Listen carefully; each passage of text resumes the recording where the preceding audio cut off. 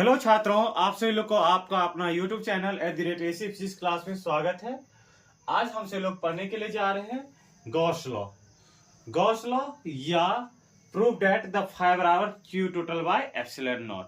Gauss law क्या होता है इसके बारे में बताऊंगा। साथ में आपसे लोग से रिक्वेस्ट है कि आप जब वीडियो देखना स्टार्ट करेंगे तो वीडियो का क्वालिटी थोड़ा बढ़ा लेंगे। ठीक है, वैसे तो वीडियो की क्वालिटी एकदम परफेक्ट होगा, फिर भी आपसे लोग से रिक्वेस्ट है कि वीडियो का थोड़ा क्वालिटी आप बढ़ा लेंगे। तो आज मैं स्टार्ट करता हूं गॉस लॉ। तो गॉस लॉ क्या कहता है इसका पहले स्टेटमेंट लिखता हूं, इसके बाद मैं उसे उसका फिगर ड्रॉ करूंगा। इसके बाद आगे की बात डेरिवेशन में ड्राइव कर दूंगा कि ये बात आपको प्रूव करके बता दूंगा कि फाइव आउट कितना Q total by epsilon not. लिखिए तो गॉस लॉ क्या कहता है। Gauss law state that Gauss law state that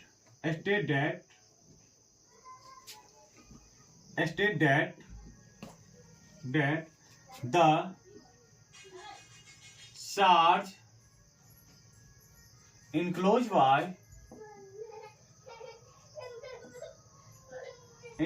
by the closed surface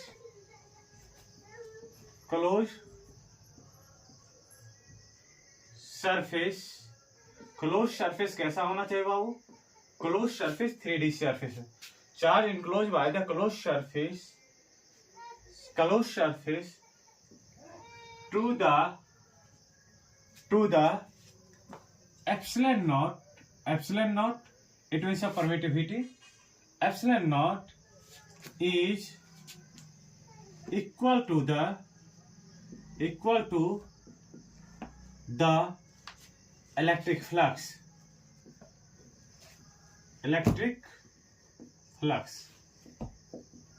okay, electric flux क्या? फाई। ओके, अब इलेक्ट्रिक फ्लक्स आपसे लोग जानते होंगे कि कैसा क्वांटिटी है? Scalar quantity. सुनिए इसका स्टेटमेंट क्या कहा।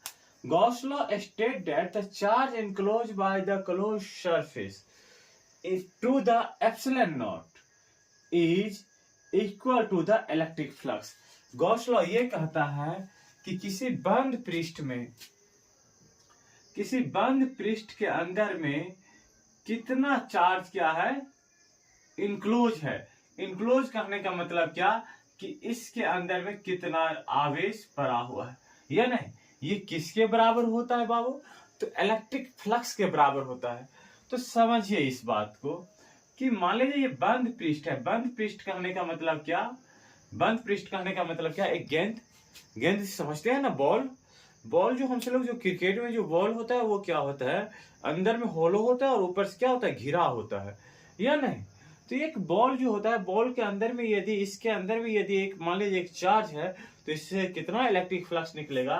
तो ये स्टेटमेंट ही कहता है, Gauss law state that the charge enclosed by the closed surface to the epsilon naught is equal to the electric flux.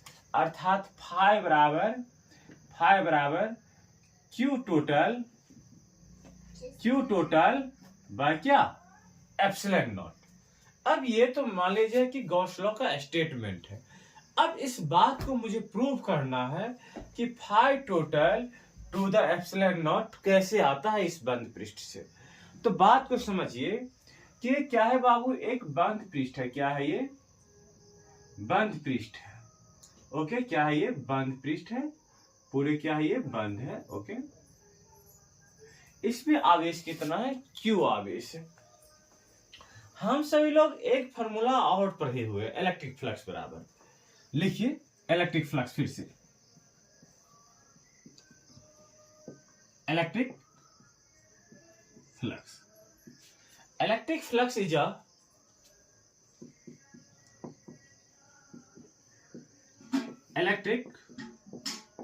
Is the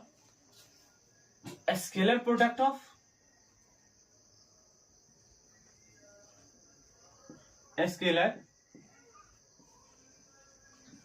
product of electric field vector, electric field vector E and and area vector A and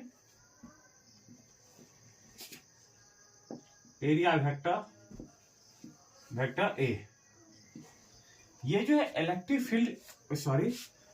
flux phi जो है, phi क्या है, scalar product है electric field और area vector का।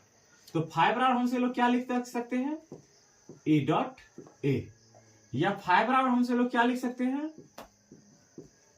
ए cos theta. अब समझिए, हमसे लोग ये जानते हैं कि यदि कोई धन आवेश है, कोई पॉजिटिव चार्ज है, तो पॉजिटिव चार्ज के कारण से इलेक्ट्रिक फील्ड किधर होता है, बाहर की ओर होता है, और जो उस चार्ज के सरफेस पे कैसा होता है, परपेंडिकुलर होता है। ये सभी हम सभी लोग जानते हैं। ओके, एक बात और जानते हैं कि एरिया वेक्टर भी जो होता है, एरिया वेक्टर ये तो इलेक्ट्रिक फील्ड ई है, और एरिया वेक्टर भी क्या होता है, पृष्ठीय सतह पर जो चार्ज का जो सरफेस होता है, पृष्ठीय सतह होता है, उस पे कैसा होता है, लंबवत होता है। अब यहाँ पे देखिए कि चार्ज Q है, इसका पृष्ठीय सतह ये है, तो इसका तो सरफेस तो यही है। तो यहां से इलेक्ट्रिक फील्ड, मान लीजिए कि यहाँ पे एक छोटा सा स्ट्रिप काटते हैं, एक छोटा सा स्ट्रिप काटते हैं, क्या काटे, एक छोटा सा स्ट्रिप काटते हैं। अब इसके कारण से एरिया वेक्टर इधर क्या होगा, सॉरी, एरिया वेक्टर मान लिया जाए डीए होगा, एरिया वेक्टर क्या होगा, डीए होगा, और छोटा सा स्ट्रिप के कारण से इलेक्ट्रिक फील्ड क्या होगा, इसके कारण से आवेश क्यू है, तो इलेक्ट्रिक फील्ड क्या होगा, ई होगा। इलेक्ट्रिक फील्ड क्या हो जाएगा बाबू, ई हो जाएगा, क्योंकि चार्ज तो क्यू ही है, इसके अंदर क्या है, क्यू है, और दोनों जो होगा इस सतह पे कैसा होगा, परपेंडिकुलर होगा। क्या होगा, परपेंडिकुलर होगा, लंबवत होगा। इसका मतलब क्या है कि इलेक्ट्रिक फील्ड वेक्टर, या यहाँ पे भी आपको मैं काट के दिखाता हूं, ऐसा स्ट्रिप हम कहीं पे भी काट सकते हैं, ठीक है, पूरा यहाँ पे भी आप काट सकते हैं, यदि आपका इच्छा हो यहाँ पे भी काट सकते हैं। तो इसी कारण से इलेक्ट्रिक फील्ड किधर होगा, इधर ई होगा, और एरिया वेक्टर भी इसी पे होगा। एरिया वेक्टर छोटा सा स्ट्रिप है, तो इसके लिए छोटा सा एरिया क्या होगा, डीए होगा, और इस सतह पे कैसा होगा, लंबवत होगा। क्या होगा, लंबवत होगा। तो एंगल बिटवीन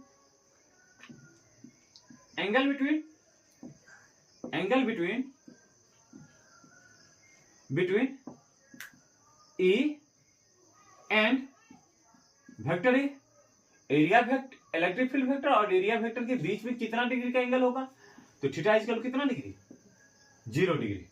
ओके, लिख सकते हैं। अब समझिए कि फाई बराबर हमसे लोग क्या जाने, फाई बराबर कौन चीज, ए कॉस थीटा। अब यहां पे देखिए एक छोटा सा स्ट्रिप डीए है ना, छोटा सा स्ट्रिप डीए है, तो now the electric flux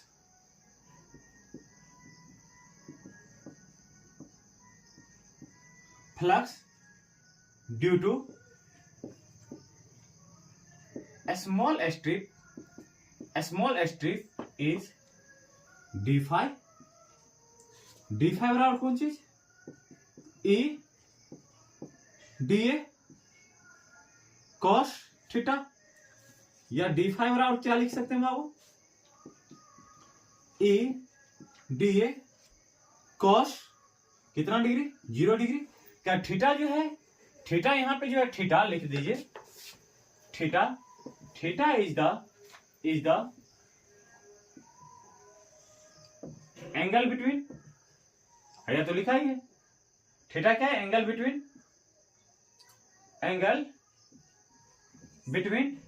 vector e and vector ए।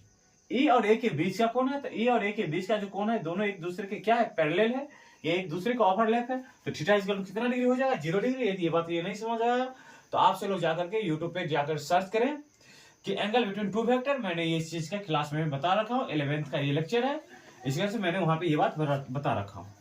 अब सोचिए ये डी फाई एक छोटा सा स्ट्रिप, ये छोटा सा स्ट्रिप के लेकर के कितना इलेक्ट्रिक फील्ड निकला, इलेक्ट्रिक फ्लक्स निकला, तो डी फाई निकला। अब क्या करना है कि दोनों साइड इंटीग्रेट कर देना है, integrating both the side, integrating integrating both the sides, दोनों साइड इंटीग्रेट कर दीजिए। यहां से क्या लिख दीजिए, इंटीग्रेशन ऑफ डी फाई बराबर क्या, ई डी ए कॉस कितना डिग्री, 0 डिग्री, या फिर से लिखिए ई डी ए कॉस 0 का वैल्यू कितना, 1, अर्थात डी फाई बराबर कितना लिख सकते हैं आप सभी लोग, ई डी ए लिख सकता हूं। फिर से लिखिए बाबू, इंटीग्रेशन ऑफ डी फाई बराबर क्या, integration of E D A, D के साथ क्या लगाओ, ए लगाओ, इसका मतलब ए वेरिएबल है, तो फिर से ई को बाहर कर दीजिए इंटीग्रेशन से, और इंटीग्रेशन ऑफ क्या, डी ए का इंटीग्रेशन क्या हो जाएगा बाबू, ए हो जाएगा, डी का इंटीग्रेशन क्या, ए, और डी फाई का इंटीग्रेशन क्या, फाई बराबर कितना प्राप्त हो गया, ई ए, फाई बराबर कितना, ई ए। अब समझिए, अब ई बराबर हमसे लोग क्या जानते हैं, ई बराबर हमसे लोग जानते हैं के क्यू बाय कितना, 4 pi epsilon not are square, 4 pi epsilon not are square, ये हमसे लोग जानते हैं, क्योंकि एक पॉइंट चार्ज के कारण से इलेक्ट्रिक फील्ड कितना होता है, इतना होता है। अब फिर से यहाँ पे पुट कीजिए, तो 5 बराबर कितना, के नहीं होगा बाबू, वेरी मिस्टेक, के यहाँ पे नहीं होगा, कितना हो जाएगा, Q by 4 pi epsilon naught into क्या, आर स्क्वायर। और एक गोला का जो क्षेत्रफल होता है, एरिया ऑफ स्फीयर कितना होता है, 4 पाई कितना, R square. Area of sphere क्या हो जाता है, 4 पाई आर स्क्वायर। अब यहां पे देखिए, 5 बराबर क्या लिख दूं, क्यू बाय कितना, 4 पाई, यहां पे क्या होगा, ए भी होगा ना, a 4 pi epsilon not are square into क्या, area 4 pi r square, capital r लिए थे क्या, इसका रेडियस के बारे में नहीं चर्चा किया ना, इसका रेडियस कितना है बाबू, रेडियस आर है, तो यहाँ पे कैपिटल आर ले लीजिए, क्योंकि वहां पे आर है तो यहाँ पे कैपिटल आर ही ले लीजिए, कैपिटल आर ले लिए हैं तो कैपिटल आर। अब देखिए, तो ये आर और ये 4 पाई, ये पूरा कैंसिल, तो 5 बराबर क्या हो जाएगा, क्यू बाय एप्सिलॉन नॉट। यही तो प्रूव करना था, यही तो गॉस लॉ है, यही बात प्रूव करना था ना बाबू। देखिए, तो 5 बराबर क्यू टोटल बाय क्या, या इसी को हम क्या लिख सकते हैं, 5 बराबर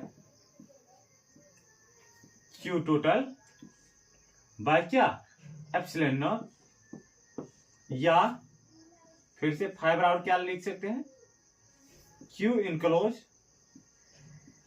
इनक्लोज बाय क्या, एप्सिलॉन नॉट। एक ही बात को हम अलग अलग तरीका से लिख सकते हैं।